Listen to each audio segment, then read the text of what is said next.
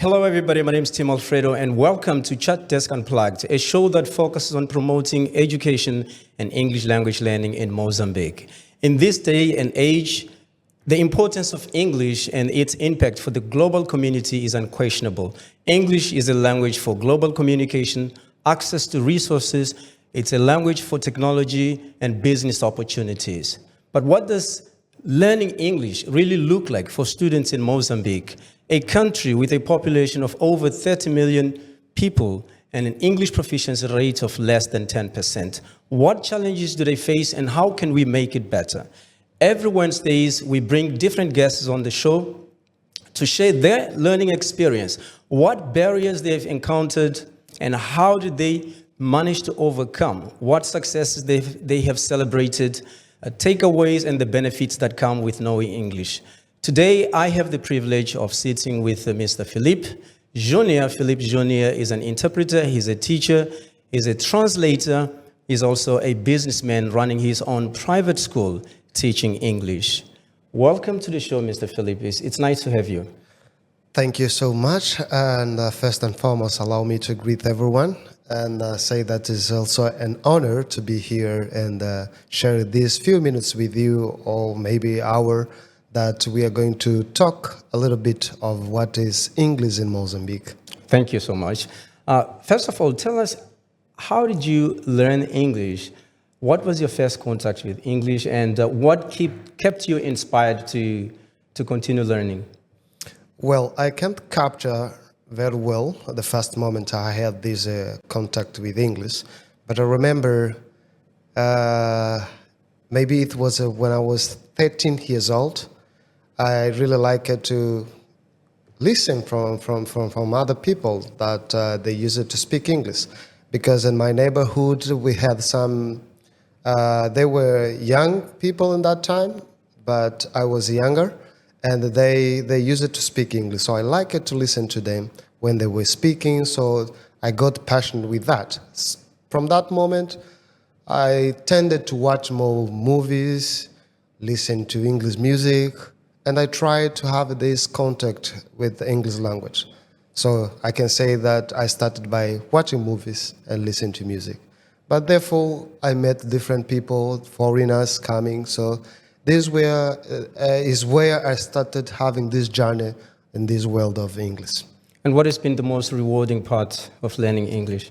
Well, I think this is one advantage for everyone who speaks English, that he can interact with the people abroad, and they can have, for example, can have experience sharing, with the different people or people abroad. Because if you get limited with the not having English or lack of English, somehow you, as you mentioned on your introduction, it opens ways, windows to have maybe business or other kinds of opportunities. Let's say work. So some of the friends I have, for example, they are better in terms of a position at work because they do speak English. So I can say that's one of the advantages. And for me as well, I met a lot of people, foreigners, that today, some of them, we have a very good relationship and we keep in touch. They are not longer in Mozambique. Okay. They went back to their countries, but we keep interacting. Right. And this for me is reward because I feel like I'm not lost and I do have a families in other countries. So that's for me is one gain. Yeah, that's one gain. Let's talk about the challenges that come with learning during the process of learning English. We know that learning is a continuous process, though. It doesn't only happen in the classroom environment. Outside the classroom, there's also some learning in some way that takes place. What challenges have you faced in the classroom as opposed to outside the classroom? Well, there were thousands of challenges at the beginning because, having English in a classroom setting is different And it's somehow very limited because you are not, for our system, our educational system in Mozambique, it doesn't gives you a window to explore about your speaking, let's say that. And if you want to learn something, and we are talking about language, you need to explore, you need to be exposed. And the classroom setting only gives you grammar issues. And the teaching grammar, the way our system do, this is quite complicated for us. And mainly, they give you the grammar, but you don't have maybe partners to practice with. You don't encounter people outside the classroom to practice with. And I remember when I started learning English, some people used to gossip. I can say that they were gossiping like this. I'm selfish. I'm trying to become someone who is not my own personality because I'm leaving Portuguese, which is our national language, and trying to speak English.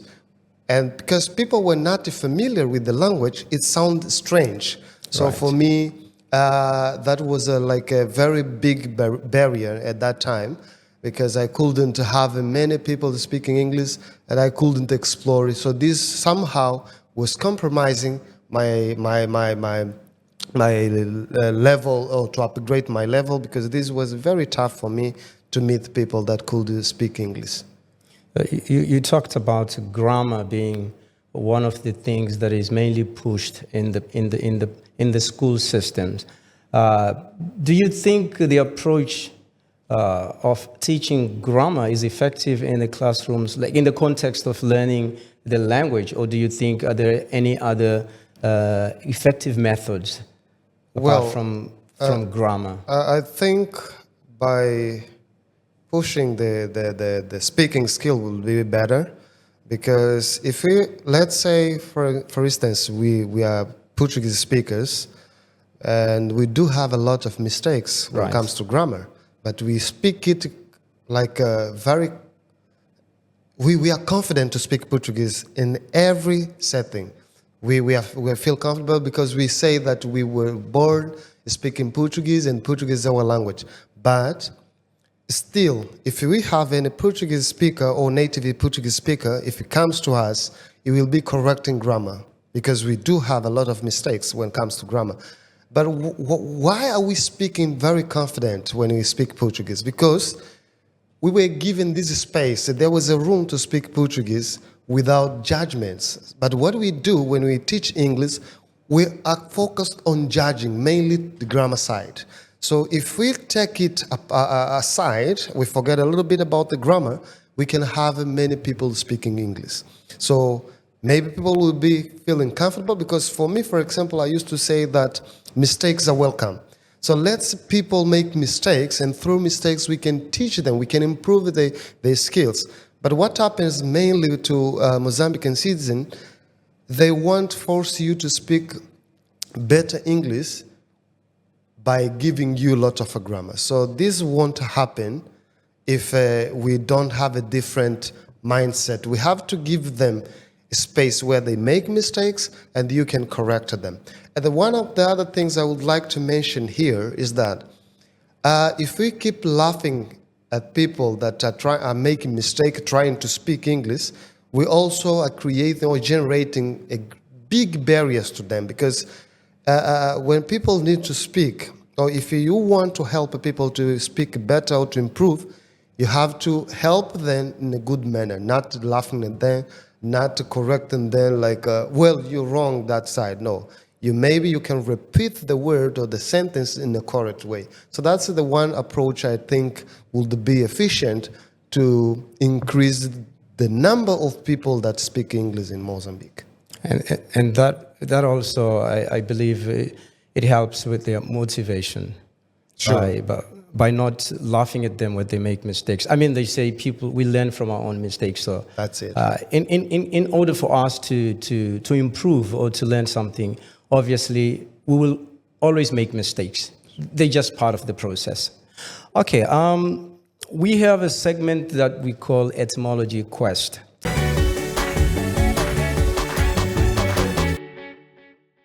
Now, you will know that some of the words that are used in English or some used in Portuguese or other languages, they come from other origins or other countries.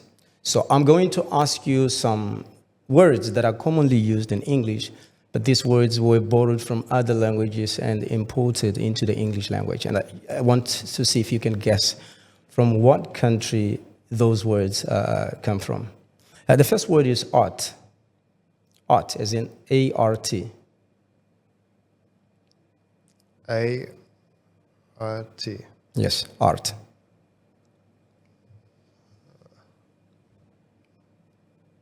Oh, yeah.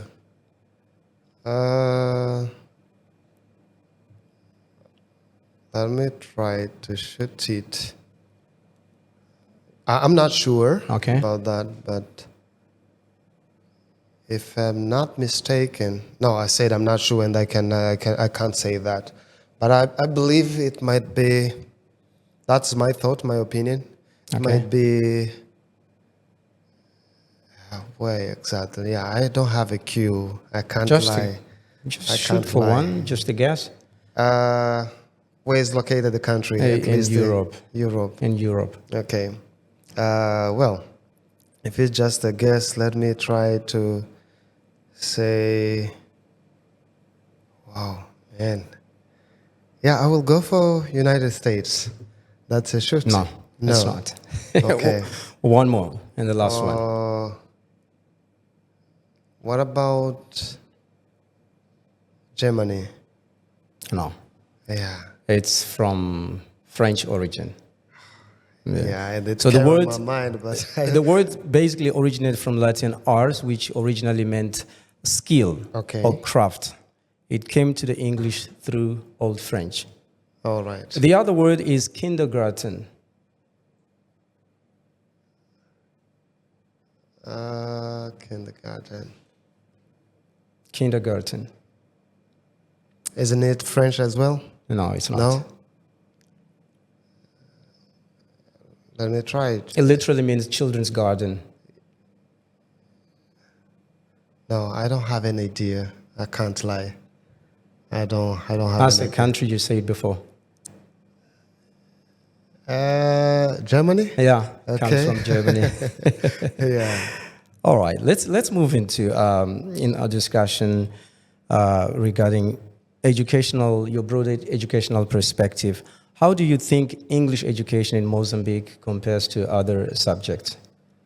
Well, I could say that the subject itself is being diminished because let's say that English today, but nowadays we can say that English is in a good path because people are tending to speak English, and the many companies, when they were trying to employ you, they also demand, that's a request or a demand to have on your CV, you have to speak English. So this tends to put people speaking English, like everyone now tries to speak English because they want to get the dream job or because they will be in a best position at work. So I believe that nowadays in Mozambique, we have a huge amount of people speaking English, which is different from maybe, let's say, 5 or 10 years ago.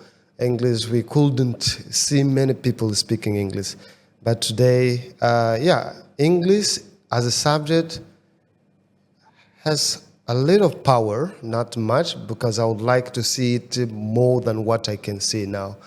But we can say I like the way they are considering English today, because it's like demanding to have English. Right. Yeah. And skills. what would you say? What role do you think the school infrastructures play in helping students learn English? Well, most of schools I think they still need to work hard, because the thing what I bring to this podcast is that, like, to say that they have to change the structure of teaching English as a subject. They have to change because they're not doing much.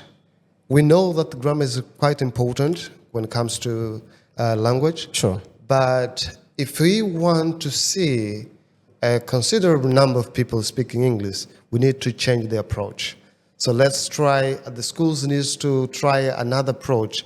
We are not changing it at all, but at least let's say, for example, if we, out of 100, if we, for example, teach more, let's say we put 50 on speaking, okay, and 25 grammar, 25 reading, maybe we can have a good outcomes. Okay. But if we keep teaching the same way we do currently, it won't help us so much. So that's why I think the schools still need to have a different approach to this subject. Yeah. What is your stance on technology? Like, for example, AI. Now that it's massively in production. It's being produced in mass. In terms of English, well, and I know I mentioned in my opening segment that you are an interpreter and translator, and when you look at the technologies that are available currently in the translation market, they're almost becoming very good. That you might think that there is no need for human translators. Yeah, the technology is very, very advanced. But let me correct you by saying, like, we will always be needed. Okay. Because AI is something that it doesn't capture the culture, the sensitive, you know. And when we go for translations, there are topics that are very sensitive, and we need to bring on board what is the culture in it. So, as I say, the technology doesn't capture the culture.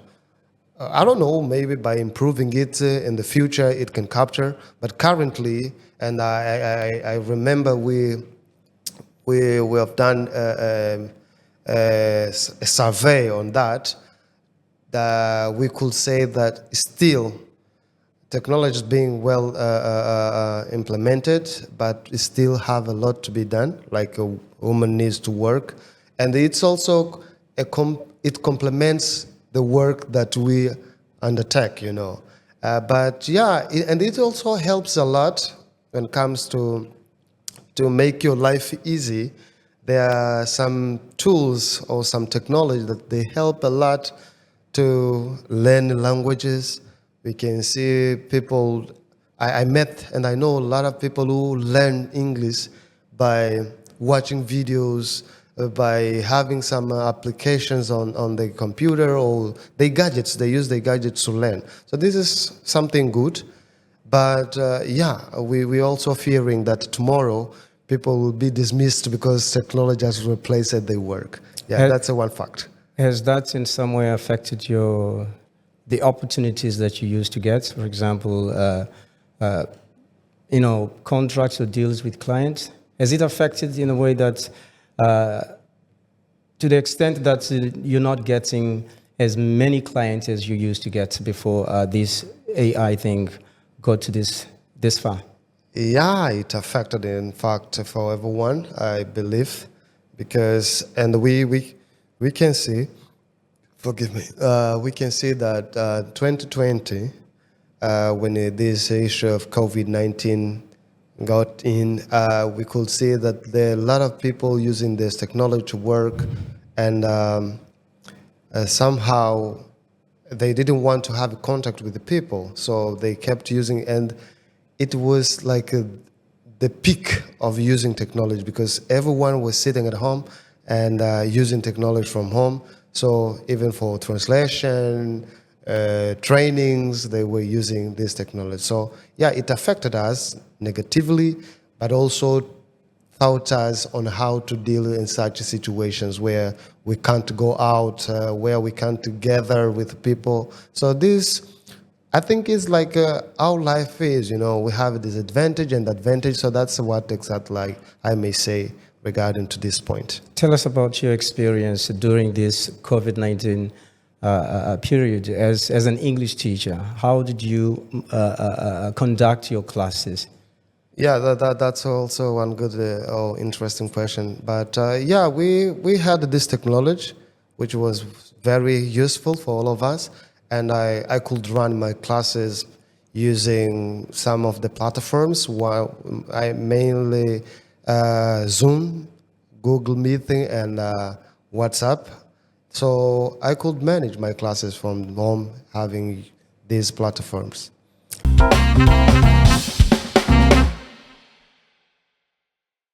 We have another segment that we call From Blunder to Wonder.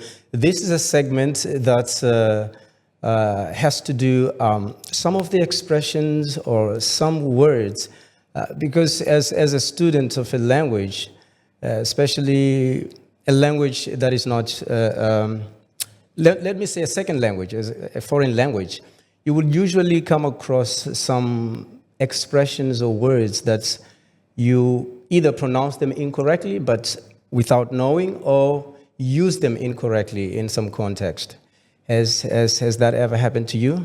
Sure, sure. And that you today you look back at it and be like, wow, did I really used to say this or do this? Yeah, definitely. And maybe even today, I don't know, maybe some words were mispronounced here. And it happens. And I want to encourage people that it's normal to happen. You can't say that I'm an English teacher and I cannot make mistakes. No, this is, as you mentioned, this is our second language. And we are always learning. We are always improving.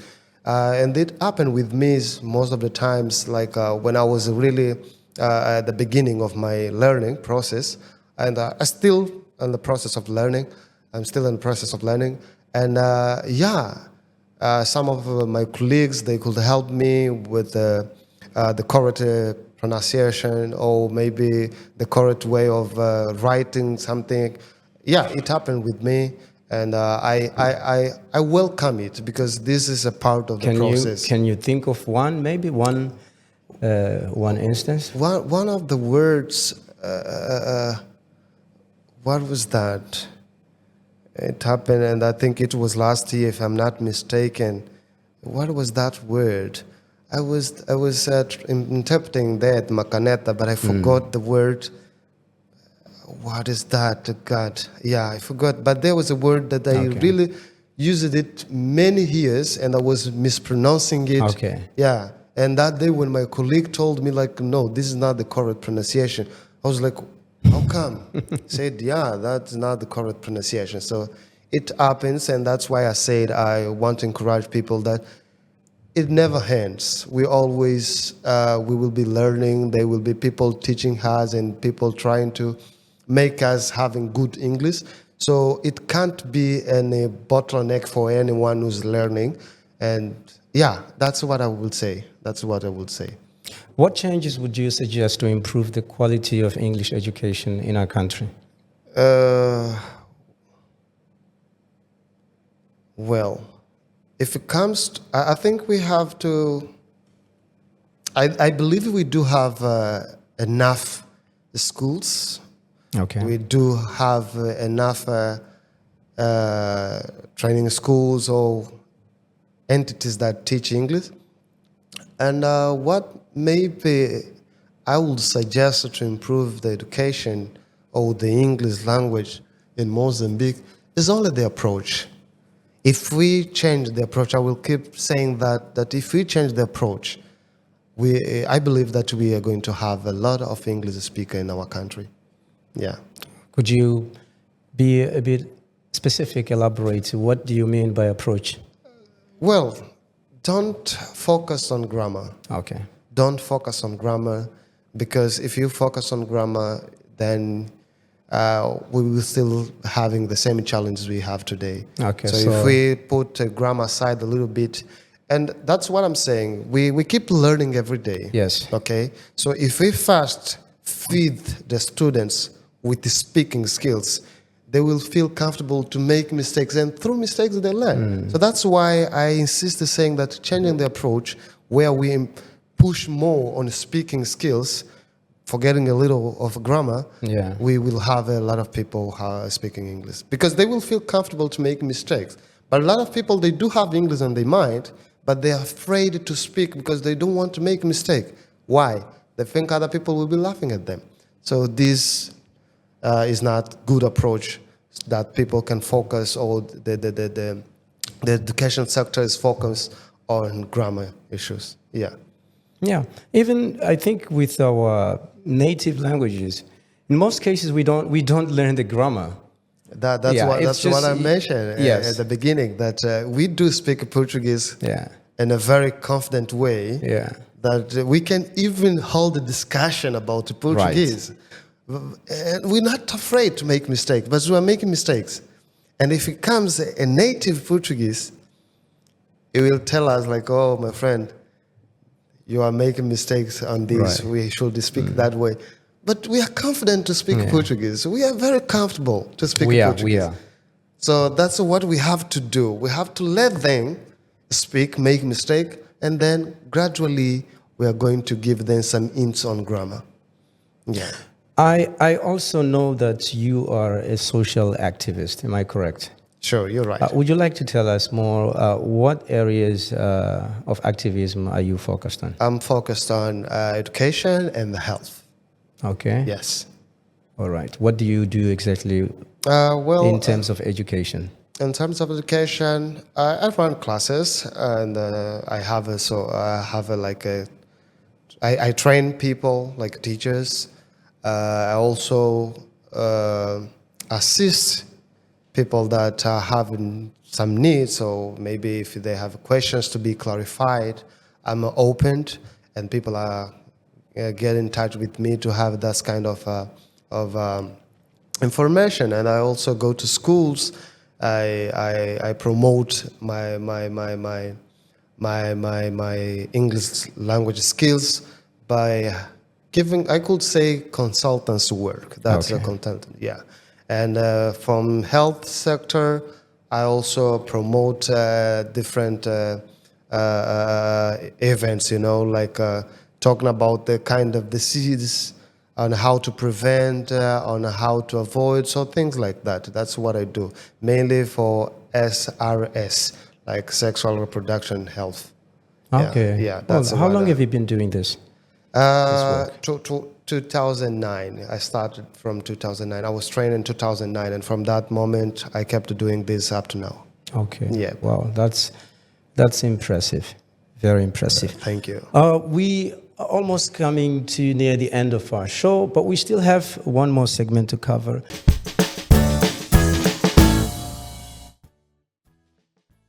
And this segment is, we call it 5 Fabs. So these are your favorite things around English.